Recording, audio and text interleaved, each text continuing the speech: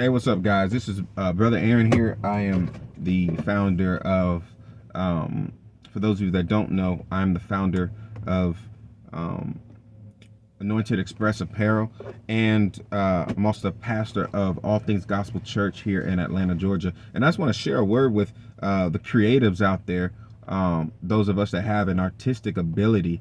I was reading a passage in the scriptures out of Psalms. I'm going to pull it up. I think it's Psalms 19.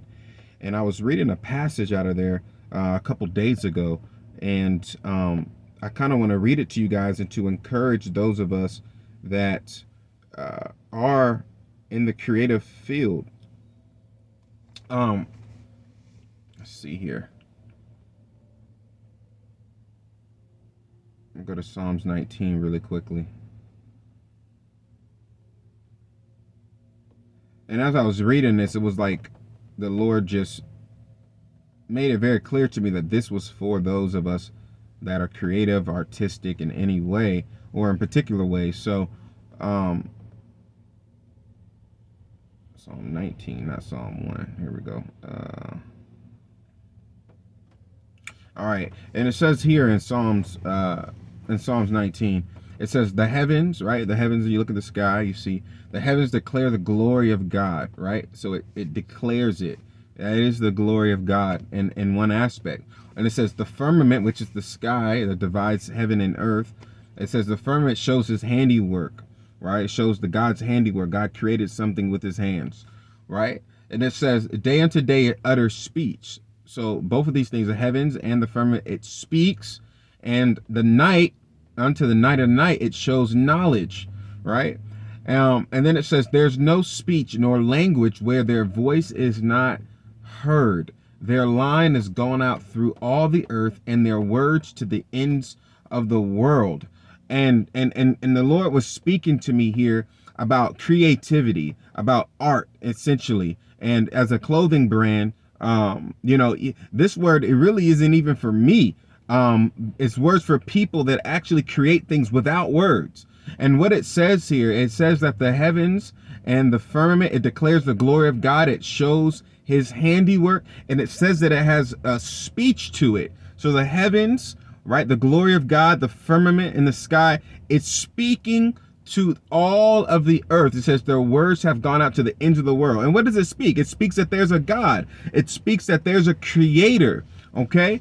And this is why it says the fool has says in his heart, there's no God, right? The fool has says, because you can look at the heavens and the earth that God created, and you will know that there is a divine creator for all of this that you see.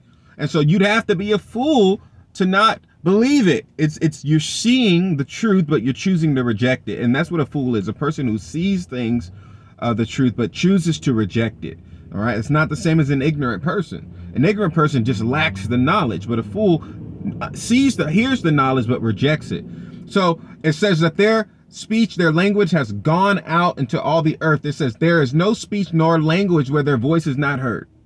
So when we look at the heavens, we look at the firmament, this is what we're seeing. We're seeing God's creativity, right? God's artwork. It has no words, but yet it speaks to people. It speaks to all nations. And this is what it's saying to us that are creative, especially if you paint or if you draw or if you even do things like carpentry or anything like that that does not use words, which would limit the reach of your artwork. Because for me, like, this is one of my shirts, lamb is greater than goat, right?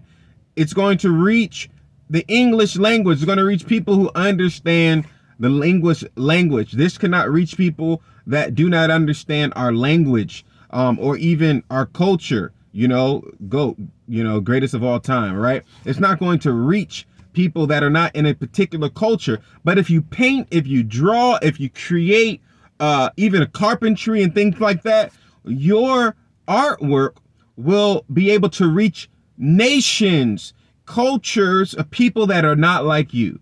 You've been given a gift that is far beyond what many of us that have gifts in the arts can use, or can you've been given a gift that can reach far beyond the average person that has a gift that uses words. Get what I'm saying? And so this is the thing that we have to do, though. We can't use these gifts for ourselves. We have to use these gifts to glorify God. As in when God created the heavens and the earth, when God created the firmament, it was to declare his glory. And so when we use our artwork, or when we've been given the ability to create things, and we've been given the ability to make things, we ought to use it to glorify God, not to glorify ourselves, but to glorify God. And for those of us that have a creative ability, that we can create things without words, we can reach nations without words. We can reach nations that are not like us. Think about it for a second. If I made a beautiful table, right, and I put it on a website, or I made a video in how I made this table, that table can reach people that's beyond my culture, because it doesn't have words, but yet it's so beautiful. It can affect people that are in Saudi Arabia that may not know the English language, or people that are in China that may not know the English language. I can relate to them through this piece of art that I've made. But if I make something like this that has English letters and English words, it can only reach a certain amount of people. And it can reach a lot of people, but it can't reach as much of those of us who can actually create things, like painting and drawing and things like that. So this is the first thing we got to understand. When you're creating something, create something for the glory of God. Not for yourself, not to glorify yourself, but to glorify God. So that the speech of your creativity or your artwork goes out into all the earth and declares that there is a God. And secondly, if you have the creative ability to create things that that can reach cultures, do it. Do it. Do it. Do it. I believe that this word is for someone. You haven't been given a creative ability for nothing. You haven't been given all of these gifts and to be able to do all these things and just for you to go work a regular job. No, you've been given this ability to use it to live life and to glorify God while doing it. So I don't want you to put that paintbrush down. If that's what you do, then do it. I don't want you to put that pencil down. If that's what you do, you do it. If you're a carpenter, and that's one of the things that I've always wanted to get into is carpentry.